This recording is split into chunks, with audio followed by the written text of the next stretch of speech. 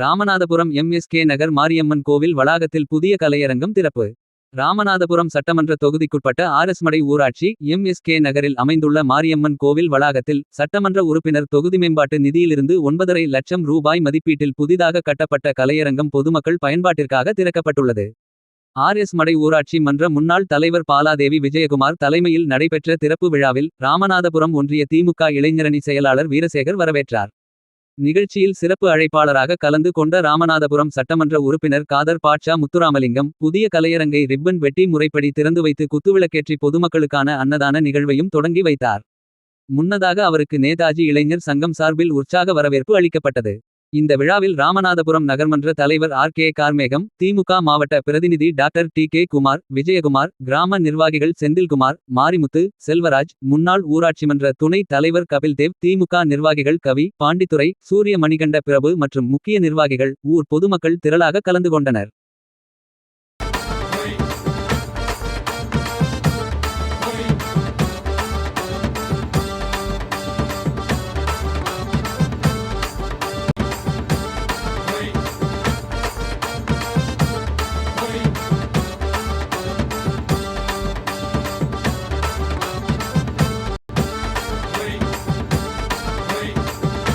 நான் கடந்த சட்டப்பேரவை தேர்தலிலே திராவிட முன்னேற்றக் கழகத்துடைய வேட்பாளராக இதே பகுதிக்கு நான் வாக்கு சேகரித்து வருகிறது. அருள்மிகு பூமாரி அம்மனை தரிசித்து இருக்கக்கூடிய அன்பு தாய்மார்களிடத்திலே நான் எனக்கு ஆதரவை தாருங்கள் என்று கோரிக்கை வைத்தேன்.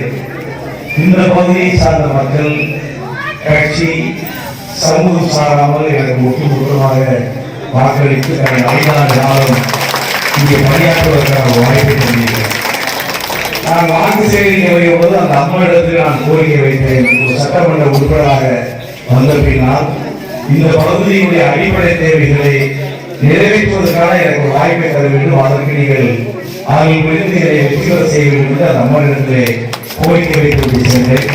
உங்கள் பேர் ஆதரவோடு அவர்களுக்கு அந்த அம்மனின் ஆதரவாக சட்டமன்ற உறுப்பினராக நான் வெற்றி பெற்று மழைக்காலத்தில் மலைப்பகுதியில் பார்வையிட வருகிற பொழுது இந்த பகுதியில் இருக்கக்கூடிய தாய்மார்கள், குறிப்பாக இந்த இடதுபுறம் இருக்கக்கூடிய பகுதியில் இருக்கக்கூடிய தாய்மார்கள் மழைநீர் அதிகமாக இருக்கிறது, நாங்கள் நடந்து செல்வதற்கு நீங்கள் சாலை அமைக்க வேண்டும் என்று முதல் கோரிக்கை வைத்தீர்கள்.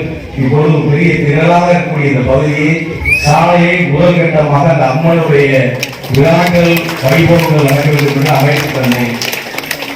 விஜயகுமார் ஊராட்சி மன்ற தலைவர் என்னுடைய சட்டமன்ற அலுவலகத்தை சந்தித்து வருடம் நடக்கக்கூடிய விழாவில் பல்வேறு கலை நிகழ்ச்சிகள் நடத்துகிறோம், நீங்கள் எங்களுக்கு ஒரு கலையரங்கத்தை அமைத்தர வேண்டும் என்று சொன்னார்கள். 2025, 26ஆம் ஆண்டு கடைசி சட்டப்பேரவை உறுப்பினர் நிதியில நான் வழங்கின இடம் இந்த இடம்.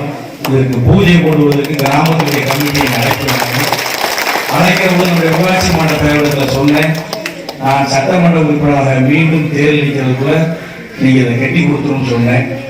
மிக உங்கள் ஒருவராக உங்களுக்கு பணியாற்றக்கூடிய ஊராட்சி மன்ற தலைவர் அந்த அம்மனின் அருளால் நம்முடைய ஊராட்சி மன்ற துணைத் தலைவர் சேர்ந்து வேகமாக கட்டி இந்த வருஷம் நடக்கக்கூடிய விழாவில் இதை திறக்க வைக்கக்கூடிய வாய்ப்பை எனக்கு தந்திருக்கீங்க. அதை நான்